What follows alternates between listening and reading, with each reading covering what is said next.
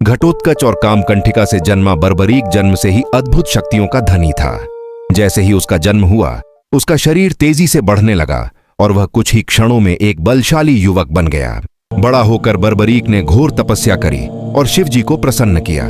शिवजी ने बर्बरीक को 3 दिव्य बाण प्रदान किए और कहा, पहला बाण जिसे निशाना बनाना चाहो उसे चिन्हित करेगा, दूसरा बाण जिसे बचाना चाहो उसे चिन्हित करेगा और तीसरा बाण पहले 2 बाणों से किए गए चिन्हों को पूरा कर देगा।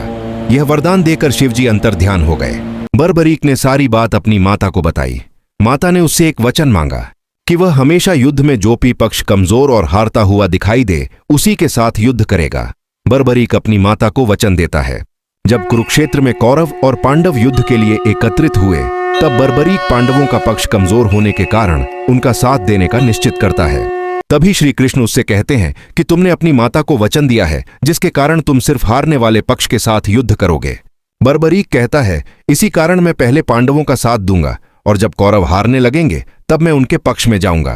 तभी कृष्ण कहते हैं, ऐसे तो ये युद्ध कभी खत्म ही नहीं होगा, इससे अच्छा तुम युद्ध में भाग ही मत लो।